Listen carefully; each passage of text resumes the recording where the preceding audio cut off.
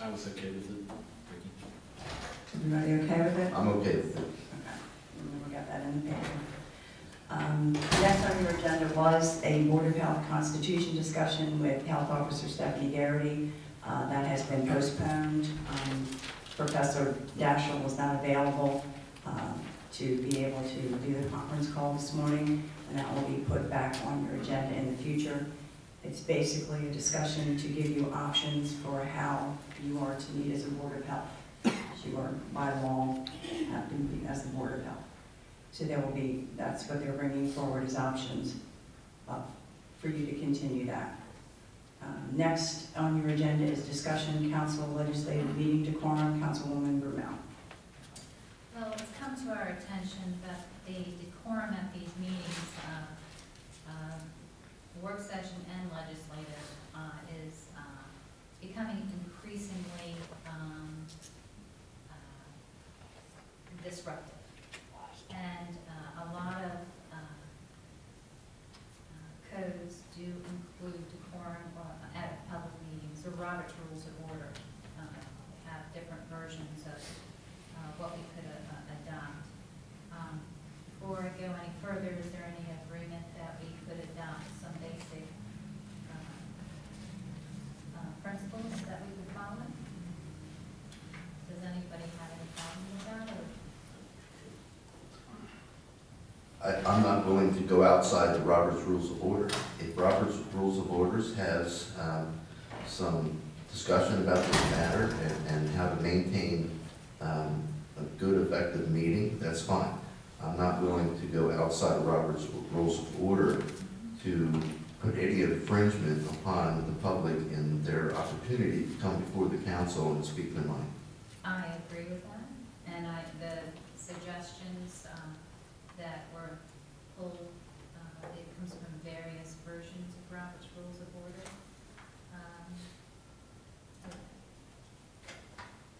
Are some of these just rules of council?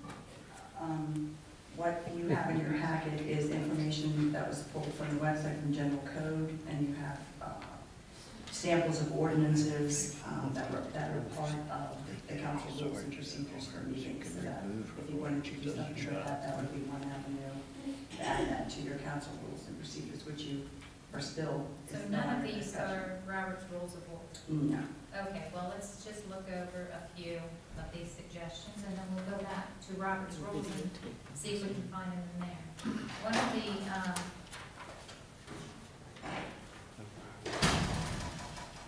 does anybody have a problem with this if we find it closely worded in Robert's Rules of Order? Any person making offensive, insulting, threatening, insolent, slanderous, or obscene remarks, or who becomes boisterous, or who makes threats against any person or against public order and security while in the boardroom shall be forthwith removed at the direction of the presiding officer from further audience at the meeting unless permission to continue is granted by the majority vote of the board members present.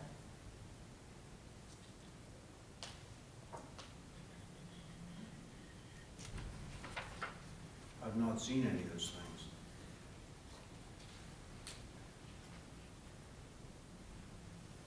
You haven't seen any of those things? I haven't seen any threatening gestures whatsoever. That wasn't the only thing I said. I heard the other things, but I don't think there was anything outrageous. Well, here is on the other hand, I think the public can make their statements in a more respectful way, such as all remarks shall be addressed to the council as a body and not to any member thereof. Speakers shall observe the commonly accepted rules of courtesy, decorum, dignity, and good taste. Interested parties or their representatives may address the council by written. No, I don't agree with that. But basically. Well, maybe you could send this out to us and we can look over it. Okay, well, I think I can probably. So we can refer to it. Yes, I have looked at Robert's Rules. I assume this was coming from Robert's Rules. But I can find the language for adopting decorum at the public meetings, and we'll start from there. Is that okay with you? As long as it's within Robert's Rules. Correct, Robert? Yes, and I'll be happy to read anything you want to put out to propose, and I'll read it, and I'll take it seriously, but I'm not going to try to infringe upon the public's ability to come to meetings and express their feelings. Now, I have to say, this brings back memories, because more than 2 years ago, there was a female member of this council that came to commissioner meetings and ranted and raved and screamed at commissioners, made broad accusations, insinuations, and was never told to leave. And there was never any comment. There was, wait, let's finish. There was no commissioner ever tried to put up decorum laws or ordinances to prevent that particular individual from coming, meeting after meeting, and ranting and raving about the actions of certain commissioners. Now, I find it very interesting that all of a sudden the tables are turned. Here we are. Now, tell me the difference between what was happening then and what's happening today. Your memory is quite selective. If we had recorded meetings, which I instituted, by the way, you'd see I was testifying, and all I was doing was presenting the information certain people didn't want to hear. Information I had an opportunity to finally get out and ask, hoping for a response, hoping that there would be some sort of accountability, because the ethics were not being enforced at that time. And even then, the Sergeant at Arms, because the SPCA issue was in full force, there was a Sergeant at Arms here, and he was walking towards me because he was told to pull me from the meeting, and people started screaming, "Let her talk." So I have no objection to people sharing their concerns in a civilized manner, and I think it's important that we do that. But when the crowd becomes disruptive, and there are certain people that seem to be supporters of yours, that are constantly hooting and cheering and hollering, according to our Mr. McCarthy out there, that they're inciting the audience on purpose, there needs to be some control brought back. So I don't mind people sharing their concerns. That it can be done in a respectful manner. There needs to be accountability. If they think someone is doing something wrong, they should be able to do it in a civilized way. And I was civilized. I guess that's up to the interpretation of the individual, because there's no doubt in my mind that I believe that certain individuals have crossed the line of good civility in the past, both currently and in the distant past. And I believe that they were all testifying about the issues that were important to them. And I think they were all trying to ask, and many of them were out of frustration for some of the things that were happening. And that's why I believe strongly that the Citizens Corner is an opportunity for the citizens to come and ask a lot of questions. Because as you know, when they testify in their public comment, many times they're asking questions. They want to know. And that's why I encourage you and Mike and all the council members to show up and answer their questions. Because many times when they come here to the public hearing, they're very frustrated. They're very frustrated because they haven't gotten what they need as far as understanding why we're doing what we're doing. And we don't do a good enough job of acknowledging their concerns and listening to them. You don't have to sell me on that. I in fact kept asking Ms. Moore, when are you going to schedule these Citizens Corners? And finally it was scheduled. And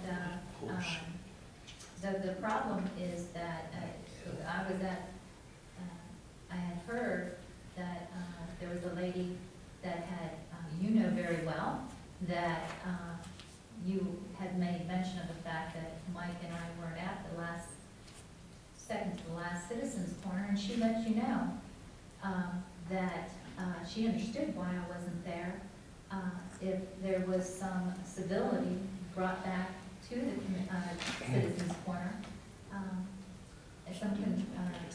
decorum, that she had heard numerous complaints from the audience.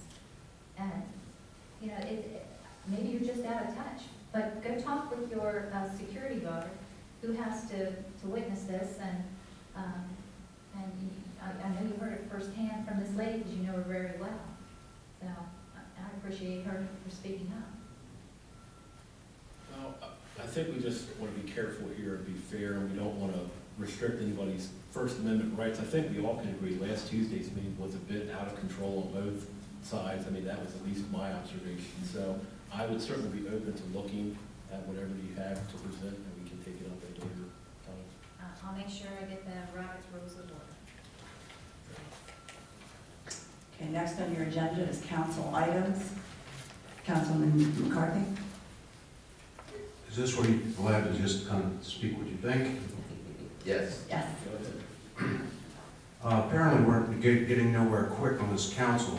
I would strongly suspend the council without pay until such time comes that we can put another council person on the board.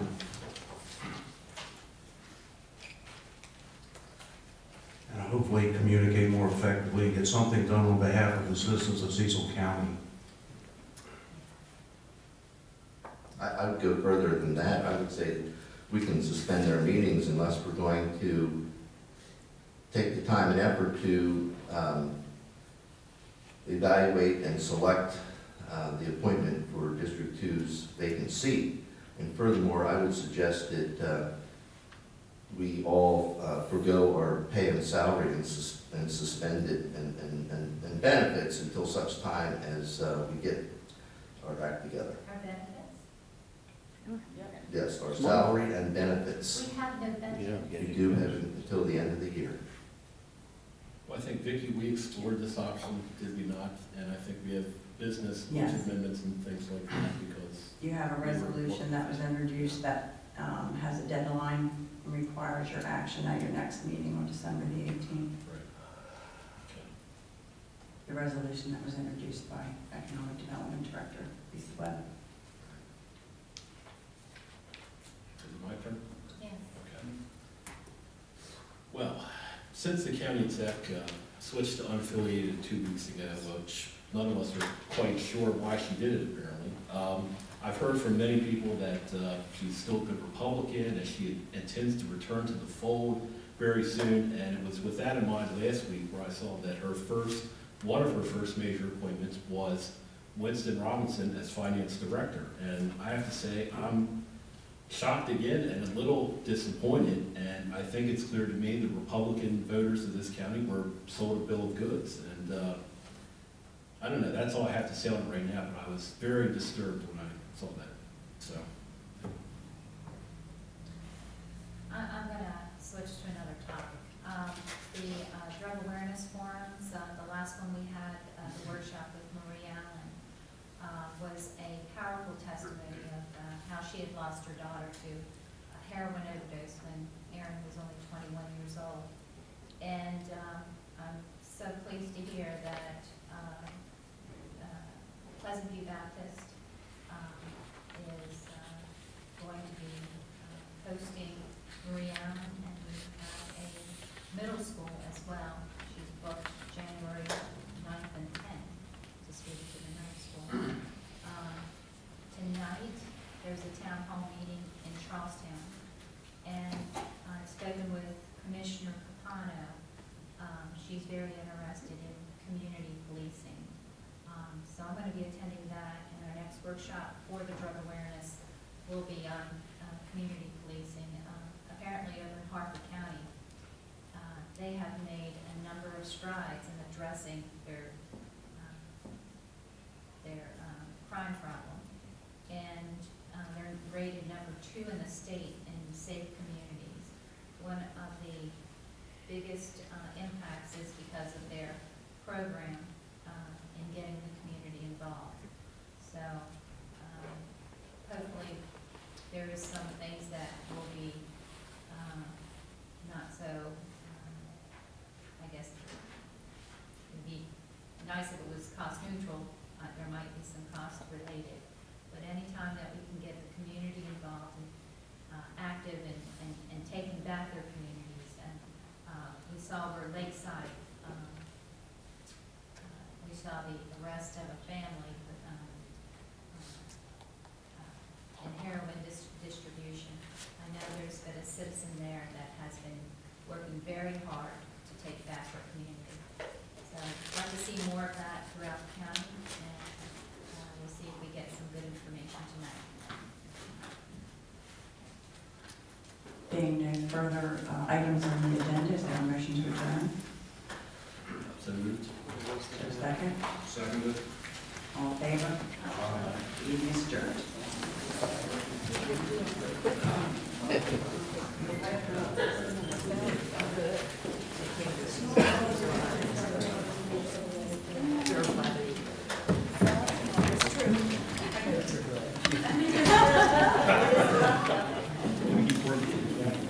Sorry.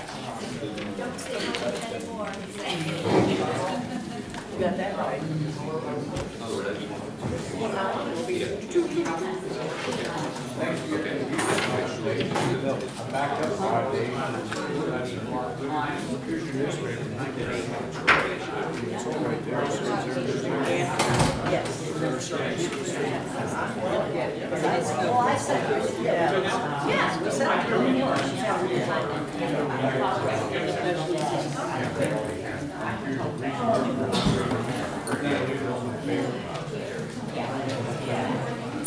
That paperwork.